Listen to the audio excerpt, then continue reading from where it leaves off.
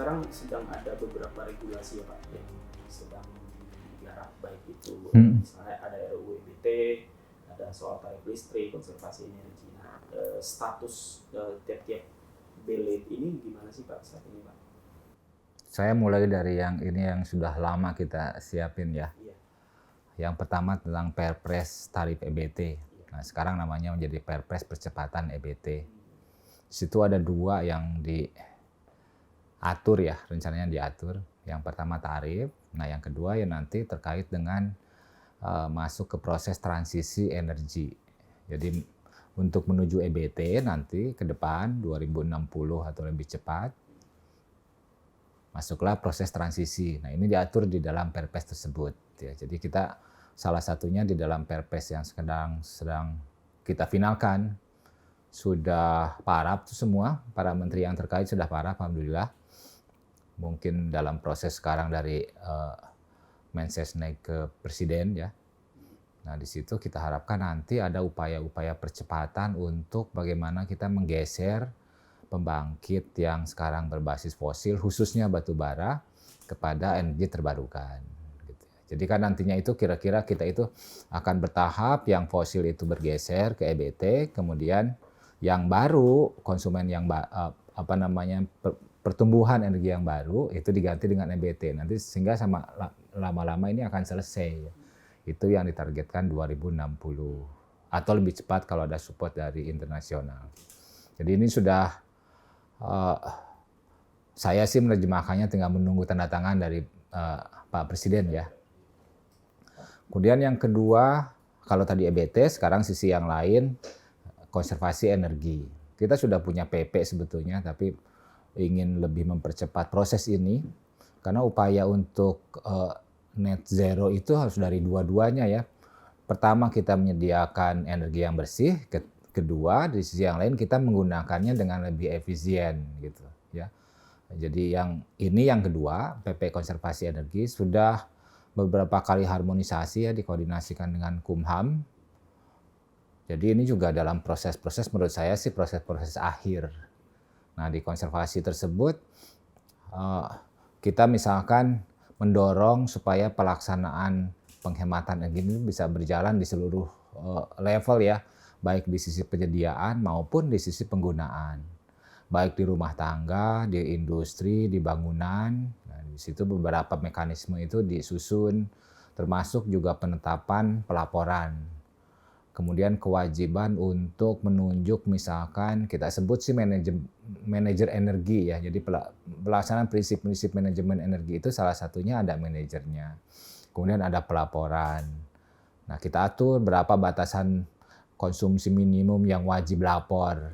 Di situ nanti akan kelihatan, oh mereka melaporkan, terus dalam laporan tersebut tuh menyampaikan juga rencananya. Tahun depan saya akan begini nih terkait dengan penghematan energi. Tahun depan mereka lapor lagi, kita cek.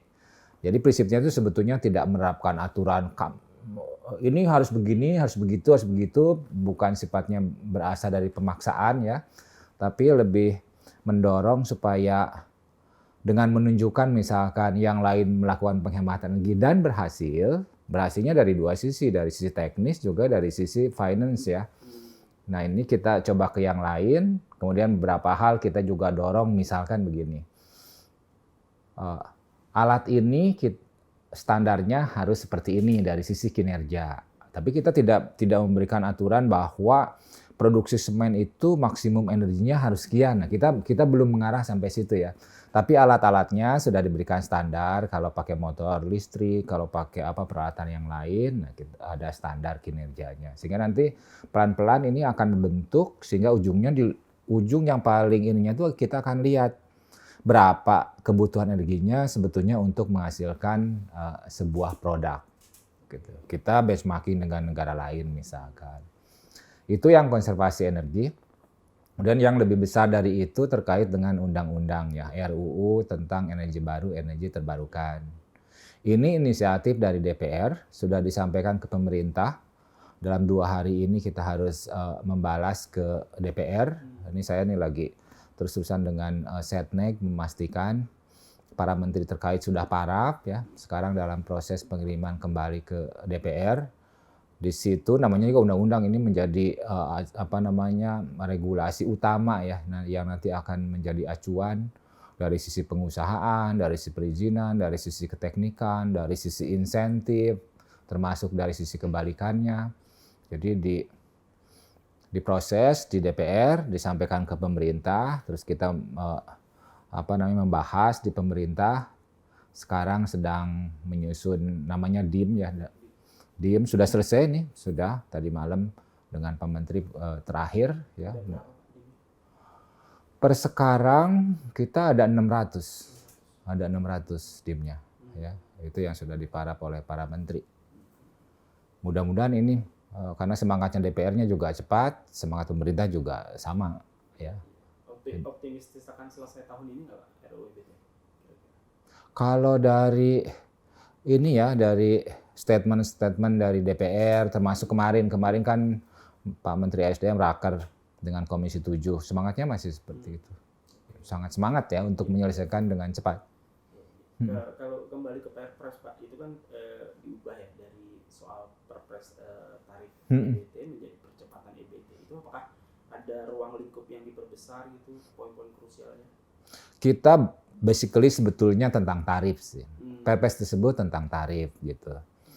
Tapi karena ditambah dengan kebijakan terkait dengan PLTU ya di situ, makanya Perpresnya menjadi percepatan EBT dengan maksud yang PLTU-nya juga diberikan aturan-aturan dalam sisi ini sih pembatasan ya, bahwa tidak boleh membangun PLTU baru kecuali untuk beberapa hal, untuk proyek-proyek yang strategis gitu ya, yang belum siap dari sisi EBT-nya.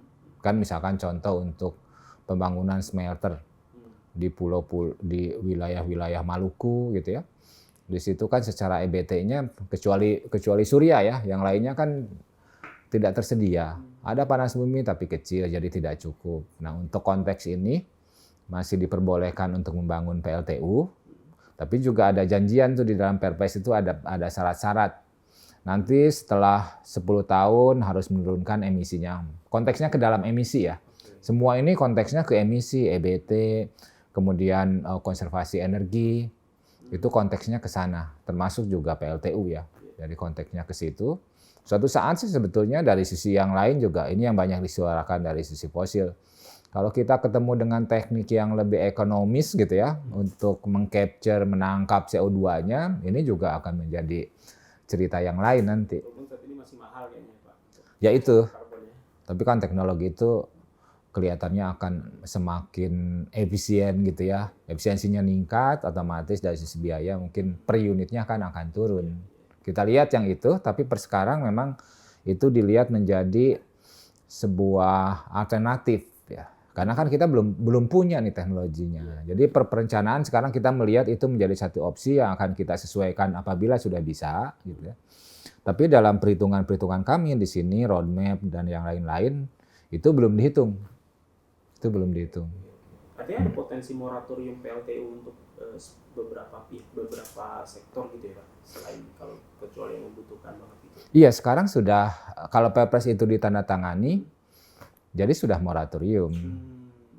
Dan per sekarang juga sebetulnya apa yang ada di dalam RUU PTL PLN juga tidak ada sesuatu yang baru dibandingkan dengan 2 tahun yang lalu ya. Ini efektif hanya melanjutkan proyek-proyek yang sudah ada. Oke. Ada standarisasi nggak Pak? Misalnya di sektor misalnya smelter gitu, kan melihat kapasitas EBT nih, ada standar berapa yang boleh bangun PLTU dan berapa yang tidak? Kita di situ bukan mensyaratkan ya, tapi kira-kira menjadi semacam syarat ya di situ. Jadi prinsipnya PLTU itu tidak boleh dibangun kecuali gitu untuk yang ini. Intinya yang maju proyek-proyek strategis yang memberikan dampak ekonomi besar dan EBT-nya belum siap. Tapi itu pun diikat bahwa 10 tahun kemudian setelah beroperasi emisinya harus turun. Dan kita ikat juga di ujungnya di 2050 harus tutup. Kan ini namanya proses transisi ya. Transisi tapi dari sekarang kan harus komitmen. Nanti disilahkan PLTU, tapi di perjalanannya tetap PLTU terus, kita kan jadi sulit ya nanti. Produk kita juga tidak bisa bersaing, komitmen kita juga terhadap dunia juga tidak akan tercapai. Ya. Jadi itu dua sisi sih. Dari sisi ekonomi kan harus tetap berjalan, tapi dari sisi yang lain, banyak orang bilang jangka panjang, tapi menurut saya ini jangka pendek juga. Karena sekarang produk-produk industri itu sudah mulai dilihat kan dari sisi gimana sih cara memproduksinya barang-barang tersebut ya.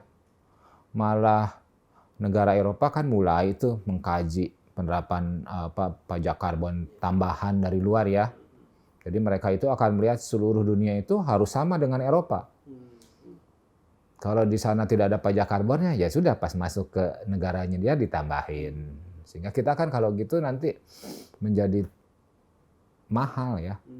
Jadi tidak bisa bersaing tuh dengan produk yang lain. Itu yang Pak Menteri SDM selalu sampaikan bahwa ini sebetulnya nih visi nasionalnya itu supaya kita tetap bisa meningkatkan dari sisi daya saing, bukan kebalik. Nah, sekarang kan banyak dinarasikan kebalik, harganya lebih mahal gitu seperti itu. Padahal coba aja hitung dengan harga-harga sekarang ini EBT ini udah lebih murah. Nah, ngomongin soal pajak karbon Pak, ini kan kemarin yang rencana diimplementasikan kemarin di acara Safecat aja juga Pak Dadan sudah nyebut kalau dengan kenaikan harga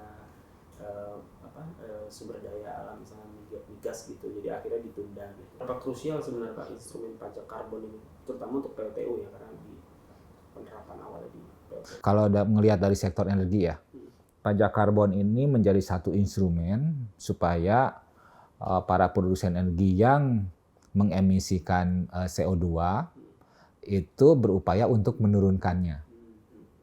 Menurunkannya bagaimana? Satu, dari sisi bagaimana peningkatan efisiensi misalkan. Jadi dari 1 ton, kalau sekarang misal 1 ton menghasilkan 1 kWh, nanti 1 ton bisa menghasilkan 1,2, 1,3 kWh. Kan emisinya berbeda itu kan kalau begitu. Kemudian yang kedua, kalau itu tidak bisa, ya mereka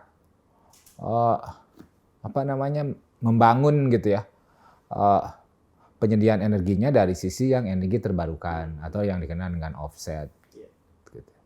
Kalaupun itu tidak bisa, ya mereka nanti menanam pohon misalkan gitu ya. Kalau dari sisi itu ya dari sisi pajak sebetulnya kita tidak terlalu ingin bahwa ya sudah para emiter ini membayar pajak saja. Tujuannya kan tidak tercapai. Kan tujuannya mengurangi emisi gitu. Jadi itu yang kita terus gitu ya dorong. Pajaknya berlaku, pasti akan berlaku menurut saya. Cuma tinggal nunggu waktunya kapan. Kami di sini bagaimana supaya bukan pajak loh yang dibayar gitu, tapi emisinya yang diturunkan. Kan kalau emisi diturunkan, bayar pajaknya juga lebih sedikit gitu.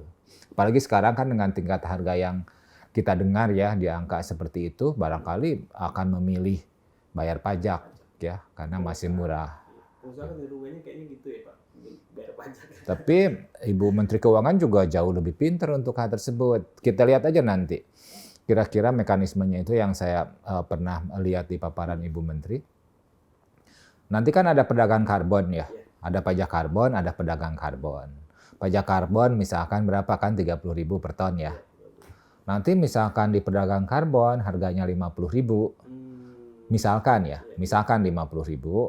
Tahun depan pajak karbonnya naik jadi 50.000 dikali 1,2 kalau tidak salah. Kira-kira angkanya gitu. Jadi tetap akan dijaga bahwa pedagang karbon akan lebih kompetitif dibandingkan dengan pajak karbon.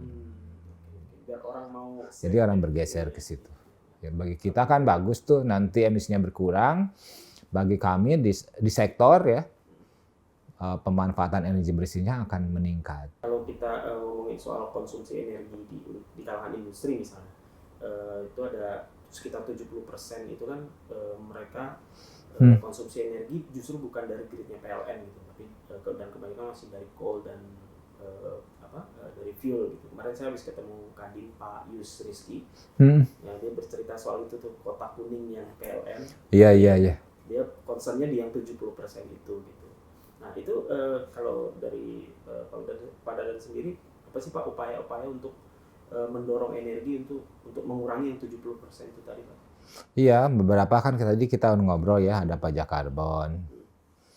Kemudian kalau di kita nanti bersama Kementerian Perindustrian, tadi kan kita arahnya memang nanti ke bagaimana industri itu menghasilkan energinya gitu, menghasilkan produknya. Dari kemudian energinya dari apa, kemudian konsumsinya seberapa. Konsumsinya dari aspek konservasi, kemudian dari produksi dari sisi penyediaan energinya. Itu yang sekarang kita dorong ya untuk hal tersebut. Beberapa kebijakan awal misalkan ya, yang ini tidak akan bisa mengganti seluruhnya menurut saya yakin kalau dari sisi produksi misalkan PLTS atap. Ini kan sudah berjalan secara kebijakan dan juga saya lihat berjalan untuk beberapa hal gitu ya di industri. Itu dari sisi penyediaan energi tambahannya. Sifatnya mungkin PLTS atap kan bukan energi utama gitu. Tapi di sisi yang lain itu yang saya bicarakan dengan Kadin juga, kita harus memberikan fokus tuh ke angka yang 73% itu.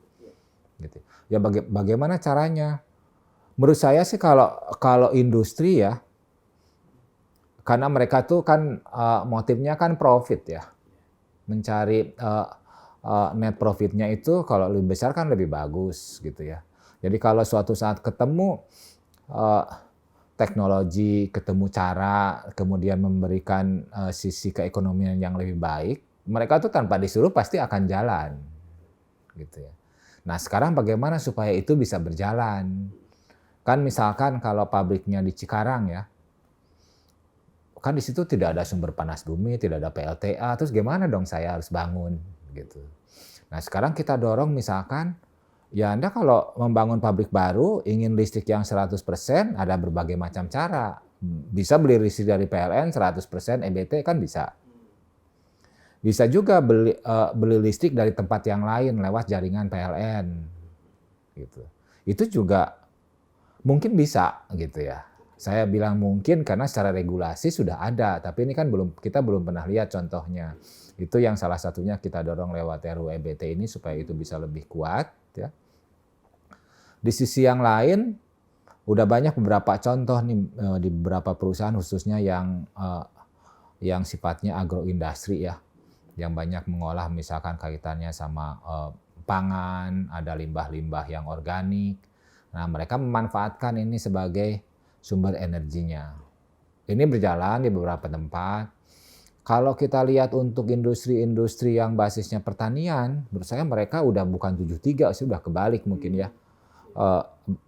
Angka 73-nya mungkin tetap valid, tapi bahwa dari sisi pemanfaatan EBT-nya mereka udah sangat tinggi. Pabrik kertas misalnya.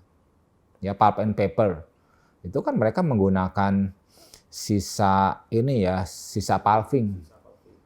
Ya limbahnya itu kan besar, itu yang lignin yang seperti itu ya. Itu kan dipakai dibakar kembali. Itu kan biomasa. Atau pabrik-pabrik yang terkait dengan kelapa sawit. Atau pabrik-pabrik food yang lain ya, pangan yang lain. Karena limbahnya organik itu kan simple saja, itu organiknya diambil, dibakar lah. Baik dalam bentuk biogas maupun dipadatkan. Itu sebetulnya secara umum kendalanya apa sih Pak? Ya kita kan sudah terbit ya, udah setahun lebih nih terbitnya, karena dulu tanggal 20 Agustus ya, tahun yang lalu. Udah setahun ini kita punya permen yang baru yang jauh lebih menarik dari sisi konsumen. Dibahas sebetulnya dengan baik juga pada saat penyusunannya ya. Sekarang kita menghadapi kendala karena dari sisi PLN-nya memang kurang support ya. Kurang support dalam arti karena memang sekarang lagi excess supply. Nah, terus bagaimana caranya supaya ini jalan atau supaya ini harus jalan, permennya juga sudah ada. Kita juga banyak mendapatkan komplain dari industri, dari masyarakat ya. Dan sebetulnya memang dibatasi. Di dalam permen tersebut diatur bahwa kapasitas maksimum yang bisa dipasang untuk PLTS adalah maksimum sama dengan kapasitas terpasangnya gitu ya. Jadi kalau di rumah masang listrik 2.200, maksimum yang bisa dipasang 2.200. Jadi sebetulnya katanya kan kalau maksimum ya maksimum paling tinggi artinya lebih rendah juga benar juga kan gitu. Cuma yang menjadi kurang pas itu karena disampaikan statement kemana-mana bahwa ini 15%. Menurut saya itu agak lewat garis ya kalau yang begitu gitu. Dan kita udah berdiskusi terus dengan PLN mencari cara. Sekarang sudah ketemu nih caranya, arahan Pak Menteri SDM. Saya udah ketemu dengan PLN awal minggu ini dengan direksi, kita bersepakat nih bahwa dasarnya itu nanti karena PLTS atap itu kan sebetulnya bukan untuk nyari duit ya, bukan untuk transaksi, tapi kebijakan yang disusun oleh pemerintah supaya masyarakat itu gampang memasang, kemudian secara kualitas listrik di rumahnya juga tidak terganggu gitu ya. Pada saat awan segala macam kan connect dengan PLN.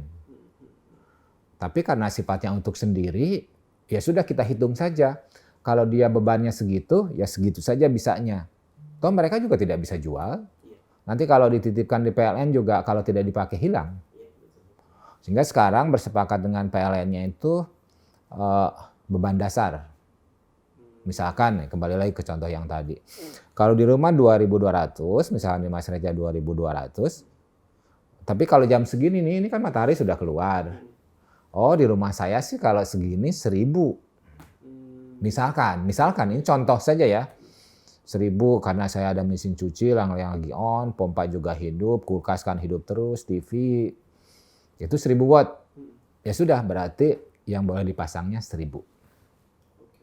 Gitu. Meskipun kapasitas terpasangnya 2.200. Dengan begitu, isu untuk excess supply ke PLN juga tidak nambah ya, karena habis di sendiri aja. Tidak ada yang dikirim ke sana. Jadi kita sekarang akan seperti itu, akan diformalkan dalam bentuk juknis ya, petunjuk teknis. Nggak tahu siapa yang tanda tangan, tapi per sekarang nanti tanda tangan oleh Pak Menteri ya. Oke. Itu mekanisme hitung-hitungan beban dasarnya dari PLN atau dari? Nah iya bagus tuh pertanyaannya. Kalau untuk yang industri, yang konsumen besar lah kira-kira, mereka punya tuh biasanya yang begitu ya gitu ya. Dilihat karena bebannya besar kan. Industri pasti punya, bangunan komersial, hotel pasti punya. Mereka pasti punya kurvanya gitu ya. PLN juga bisa dengan cepat untuk mengetahui. Tapi yang sekarang kita lagi selesaikan itu yang rumah tangga. Terus rumah tangga bagaimana? Apakah harus diukur? Kan agak ini ya, masang 1.000, masa kita harus nyari konsultan, datang ke rumah, ngukur, masang alat. Nah kita sekarang bersama PLN akan ngukur bukan untuk nanti harus ngukur yang lain, bukan. Tapi angka ini akan kita pakai. Angka inilah kita mungkin akan mengambil berapa sampel gitu ya. Jadi kalau rumah untuk sampai 2.200 rata-rata profilnya seperti ini, jadi nanti akan keluar angka persentase. Kalau untuk rumah tangga. Kalau untuk industri kita basisnya baseload. Beban dasarnya industri tersebut yang mungkin berbeda-beda. Kan kita sekarang itu ada juga misalkan misalkan gudang ya. Gudang naikin kapasitas terpasangnya tinggi, padahal dia sebenarnya makainya sedikit. Hanya untuk kipas paling sama lampu ya. Tapi karena atapnya besar, dia bisa masang besar. Nah, ini ada tendensi untuk jualan gitu ya. Untuk jualan. Meskipun menurut saya jualan juga karena tidak terbuka pintu untuk jualan di dalam permen tersebut. PLN nggak mau dan aturan sekarang juga tidak boleh. Tidak mungkin. Wong itu hanya masuk ke sana, nanti dalam jangka waktu tertentu simpenan itu harus diambil. Kalau nggak diambil, nol. Hilang. Itu mungkin yang kurang dipahami ya sama para penggerak lah kalau saya ininya, bahwa ingin masang setinggi-tingginya. Bisa jual PLN. Karena seakan-akan bisa jual, padahal kan enggak. Memang ada sisi yang lain, kalau bisa nyimpen, malamnya kan bisa diambil. Mungkin kalau untuk rumah tangga ada pertimbangan ke sana ya. Kalau soal rencana pensiun PLTU gimana Pak? Ya itu kan masuk di dalam Perpres. Kita sekarang banyak lagi persiapan dengan PLN. Di komandannya sih dari Kemenkomarves ya. Kementerian Keuangan untuk mekanisme pendanaan ya. Karena in prinsip sebetulnya itu kan harus ada uang gratis ya. Betul, hibah ya. Terus kita lagi cari-cari sih, memang ada nggak sih gitu ya. Sebetulnya siapa yang mau mendanainya kalau itu grant ya. Per sekarang sih pemahaman kami di sini bahwa nanti akan ada lembaga pendanaan yang membawa dana yang murah, bukan dana gratis, dana yang murah. Sehingga ini bisa mempercepat proses pensiunnya gitu ya. Jadi bisa pensiun lebih awal tergantung seberapa besar perbedaan antara pendanaan existing yang sekarang yang untuk PLTU tersebut dengan dana yang barunya. Jadi kalau dulu misalnya minjem uangnya 11%, sekarang ada pendanaan yang lebih murah misalkan 3%, kan kita punya spread itu 8%. 8% ini akan dimanfaatkan untuk mempercepat. Tidak menimbulkan dampak keekonomian terhadap apapun ya, terhadap harga listrik, terhadap keekonomian dari pembangkitnya gitu. Jadi itu tidak terdampak. Biasa saja itu. Kan semua sudah punya kontrak. Ya.